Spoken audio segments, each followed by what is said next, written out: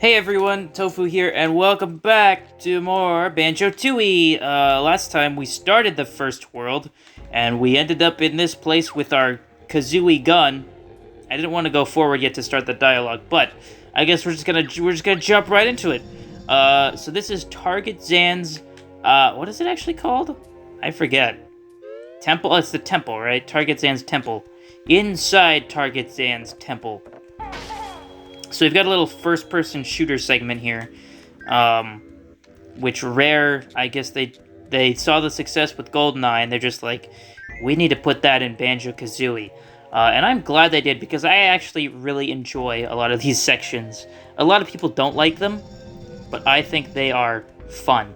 Also, if you press A against these little doors areas here that are kind of they really kind of blend in with the textures. It's not very clear that that's a door. Honestly, they probably just shouldn't have had the door there at all. I know that confuses some people. It confused me when I first played the game. You have to hit A to actually open the door. I think they tell you that, but it's not explained like in a super obvious way. I don't know. But just make sure you open the door if you're playing this game. Because there are a lot of little doors like that. Okay, this guy is hard to kill. If you shoot him on the little jewel on his head, you can do this in the overworld too, but I didn't actually do it. I don't know if I can get him with this. By the way, this reticle here, I didn't talk about this. This reticle when you're shooting eggs sucks, because it automatically centers to the screen every time. Like every time you are not touching the control stick. Excuse me. And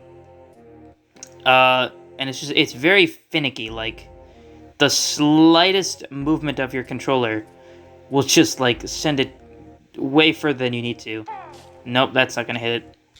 And it's like every time you go to hit the button to actually shoot, it's like it messes you up. Because, like, your hand moves like that, dude. Like, it just moves every time.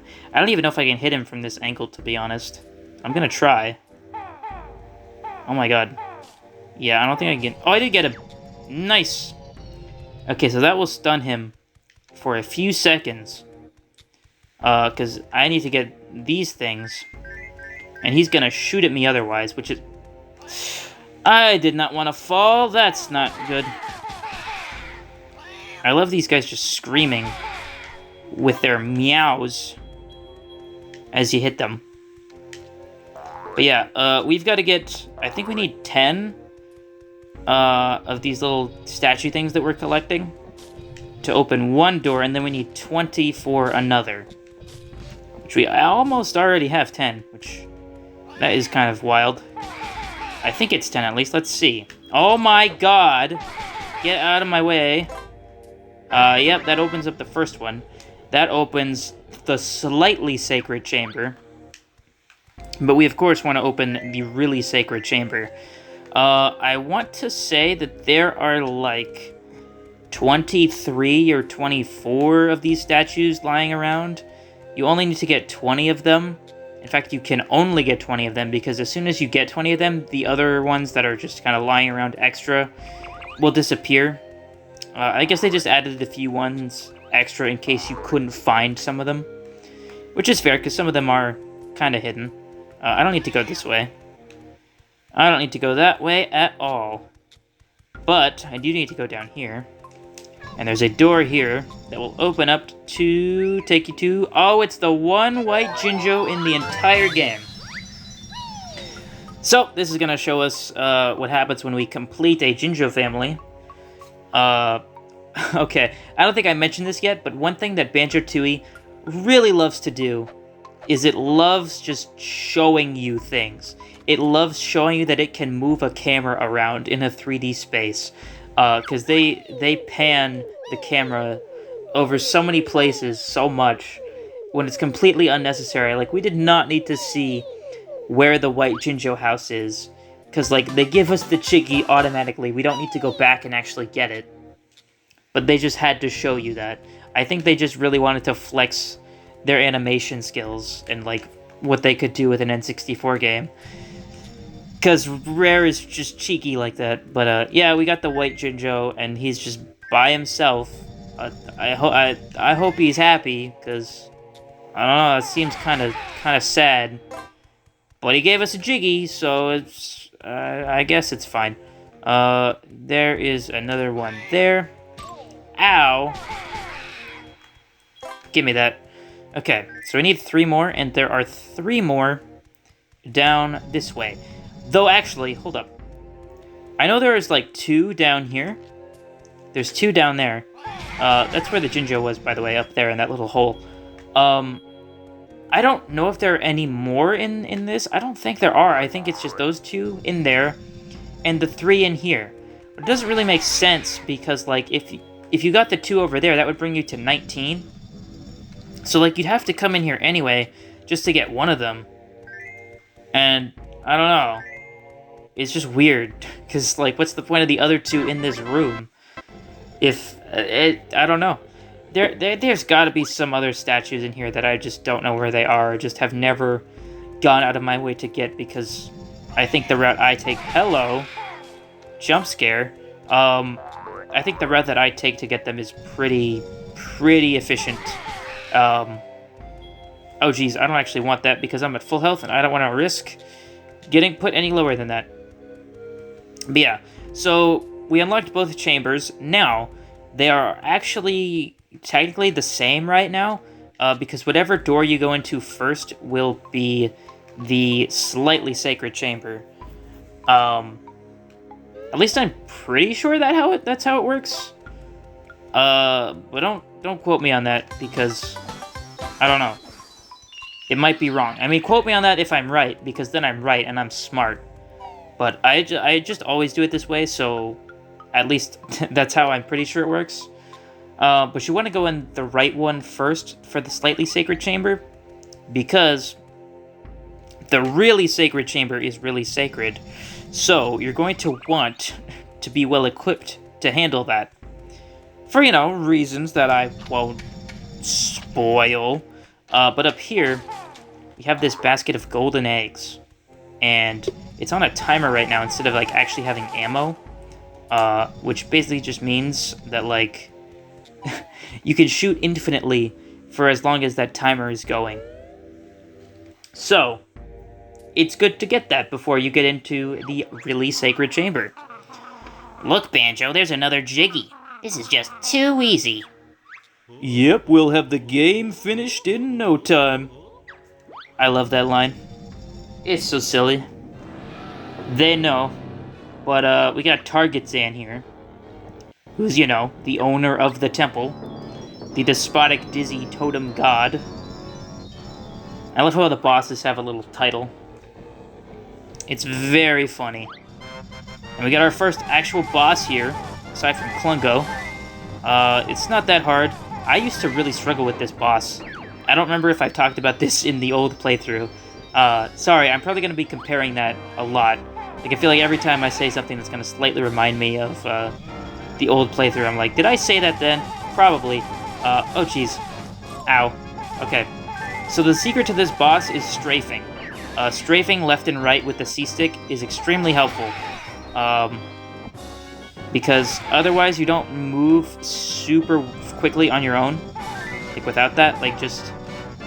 You don't move fast enough to really dodge the little darts that come out of that. So you want to like strafe in the opposite direction, I think, of the way that, you know, Target Zan is spinning. I think that's... Okay, we gotta shoot all these guys. This is the last one. Oh no, there's still more. Okay, so you want to strafe like that. Get that, get that. Here's the last one. Well, it's not really like a last one. You have to hit him like 4 times, I think, for each one. And, like, the targets will... Like, they won't be dark forever. Like, they'll relight and be able to be hit again after a few seconds. So, like, you can just keep hitting the same one, theoretically. And then we gotta hit all those guys. Hey, 69 eggs. Cool. Nice. Now he's gonna invoke his sacred self-destruct. So we've just gotta, like... Well, I didn't actually do that correctly. You're supposed to, like, hide behind these things. But as long as you just avoid the explosion, you'll still be fine. Let's actually get the Jiggy, because I almost just left without it. Where's the door? Over here. So that's our first boss down. Quite exciting, I guess. I mean, it wasn't the most difficult boss. And it is kind of interesting, I guess, that they have the first boss be one of the first-person segments. I mean, unless you want to like count Klungo as the first boss, in which it was not, but that was the first boss that gave us a Jiggy, so I would say it's technically the first boss. I mean, technically anything could be your first boss, really, because you don't technically have to fight the bosses. But they give you a Jiggy, so it is encouraged. Where the hell am I going, by the way? The wrong way. That's where I'm going. I guess this will work. I was gonna go a different way, but this should be the opening. Yep. Let's get out of here. Oh wow, we actually got back up to 100 eggs. I did not even notice that. Because I was thinking, like, they have all these eggs in the lobby here that I was like, I'm gonna have to swing by and grab those. But, I guess I grabbed some more and didn't realize it. Because last I saw, we were still at like 69 or 79, but not anymore. Okay, so we're actually almost done with this world. Oh god, that was weird the way we went down that staircase. There's just a couple things for us to do. Now, for one, go across this bridge, get ourselves another Jinjo. Wow, that guy has 8 family members. Okay. So this lady wants us to shoot these flies, because they're annoying.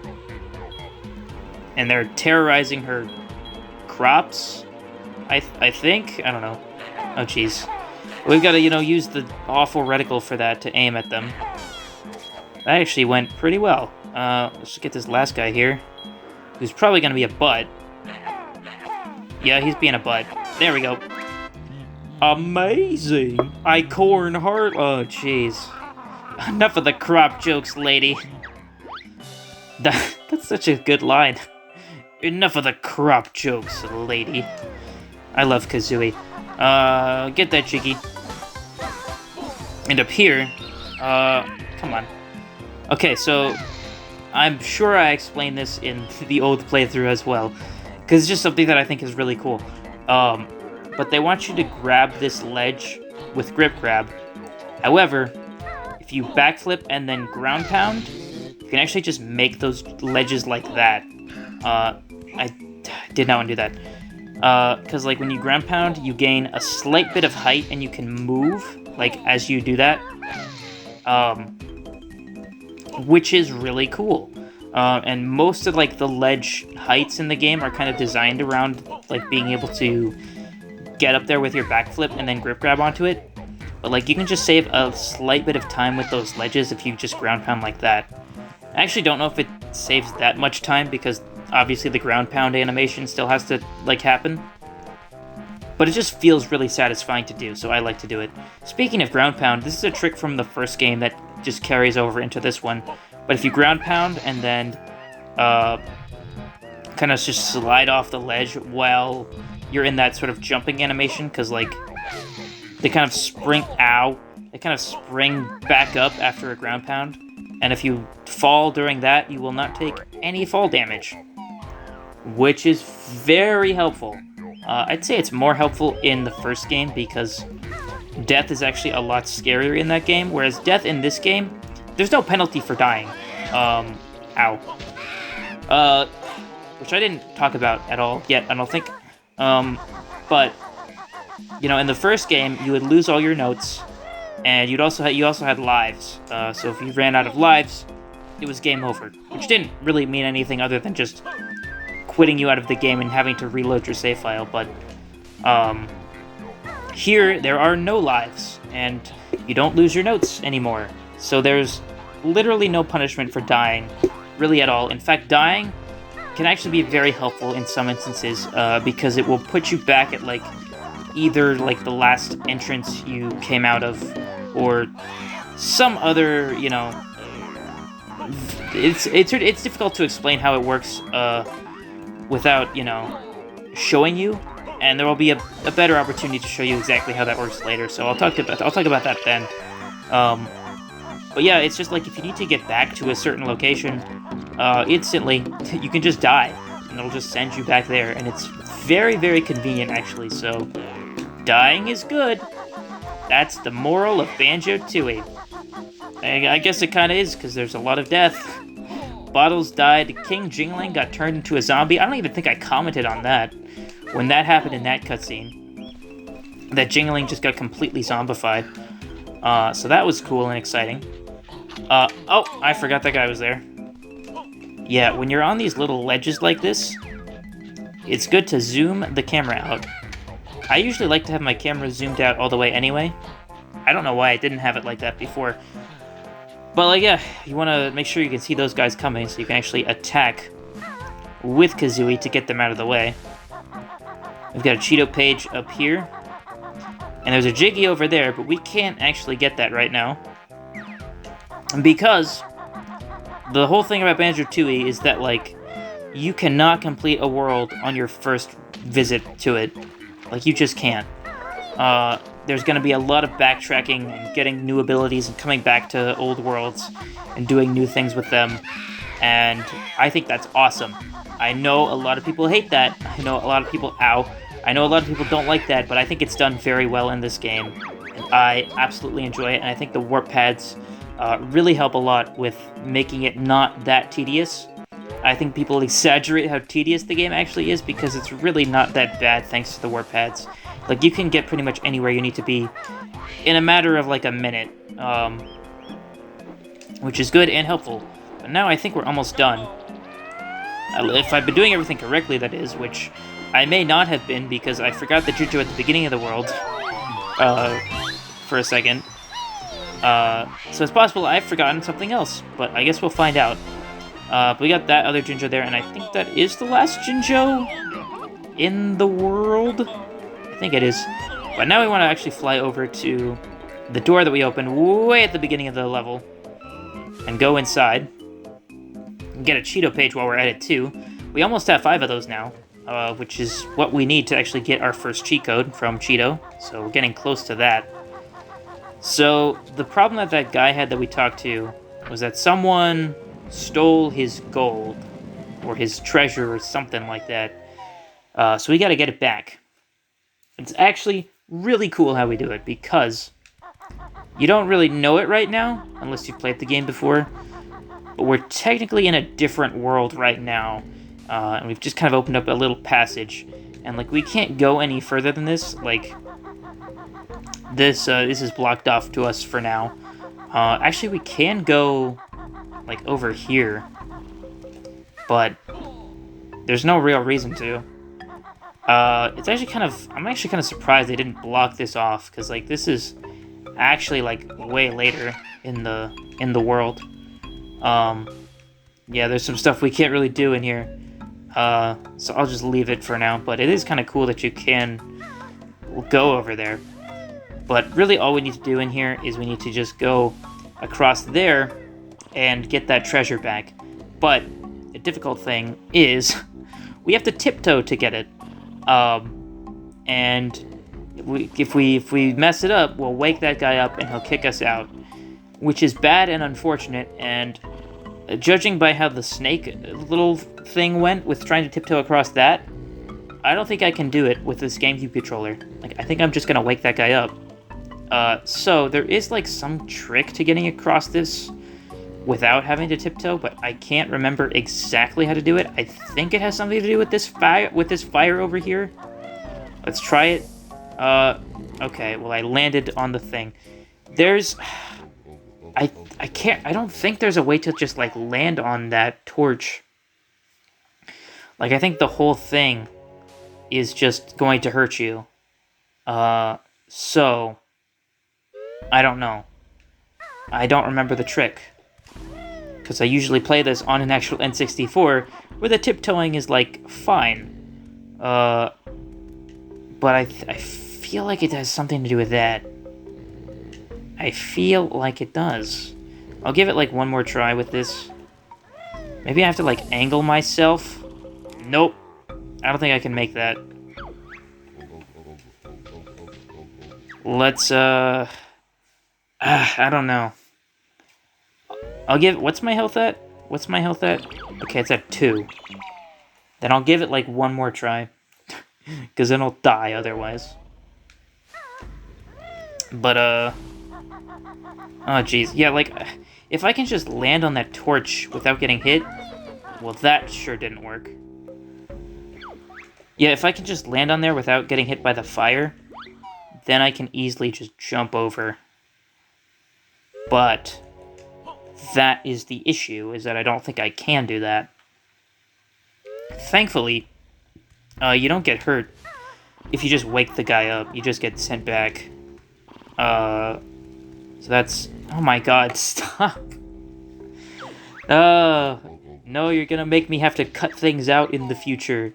I don't want to cut things out. I want to have a nice, easy editing time and just leave everything in without having to be a stupid butt and stammering on my words and having to cut out me being an idiot. Which I'm surprised I haven't done. I mean, I've obviously stammered a few times, but, like, nothing that I feel like, okay, that's just awful, like, I have to cut this out. Oh my god, can I seriously just make this jump? Alright, full send, we're just gonna jump up there. You poop. Oh my god! Wow. I don't know how that happened. I genuinely don't know how that happened. I thought I was gonna for sure land on the fire again and die, but I somehow sprung forward, and I just instinctively hit A to get Kazooie out, which I didn't even think you could do while you were in the animation of getting hit by the fire. But, you know what? It worked, so I'm not going to complain about it. And let's make sure we don't accidentally go back on that area there, and let's actually sneak out of here. Is another thing I always think is stupid, but... And it's probably something I complained about in the other Let's Play, too. But you have to carry that, like, into this exit as Banjo, and you move really slow while you do it. But as soon as you get over here, you don't have to, like, actually carry it anymore, and it's just in your inventory. It's like, why couldn't it just be in your inventory from the start? Oh, what? Why was Kazooie walking like that? I thought I was going to take fall damage there and die. Right before I actually landed into the cutscene. What did they say? Careful, this is a... Did they say this is a kid's game or a family game? I think that's the line. I think I remember that's what it is. And now this guy wakes up and is all sad because we took the thing, even though he caught us a few times. But that's fine. Don't worry about that. Get out of here, bozo. Yeah, oh, he just, like, disappeared. That's cool. Well, hey, thanks, buddy. Okay, there's a Jiggy. It's on this pile of gold. And that should be everything in Mayhem Temple for now. Let's go ahead and check the totals here. We should be able to collect everything except one Jiggy. So we should have 9 out of 10 Jiggies, and then 100% everything else, which we do. So that is Mayhem Temple complete. I am very low on health. Let's get out of here. Actually, I can just die. I can just die, and it'll put me right at the start. Actually, I don't think it will. I don't think it will, because here's why. Let's see. Yep. So like I said, we technically went to another world. So our current world entrance is this place. Because that is the last place we entered Mayhem Temple from. So it did not actually spawn us back at the actual world entrance, which would have been more helpful. But, it gave us our health back, so... Did I really lose? Yes, because I was still wrong. So I'm not smart, I'm stupid. But, I'll take it as a victory. Sure, why not? A W is a W, no matter how you try to turn it, because otherwise it'll be an M. For some reason, they get really, like, upset if you're just, like, barely on the warp pad. Just move onto the pad. Like, why can't I just warp from there if you program that in? Like, I don't know. There's probably some reason they had to program it like that, but I don't understand it. Why did I fart? I didn't mean to do that. But now we can leave Mayhem Temple, because we've done everything that we needed to do in it. And you know what? I'm thinking that I just wrap the episode up there because we're getting to be about that time. So next time on Banjo-Tooie, we're gonna go ahead and open up some more worlds to explore and do those worlds. So yeah, that's the first world down. There's 7 to go because there are 8 full worlds in this game. So I'll see you next time. Bye-bye. I farted again.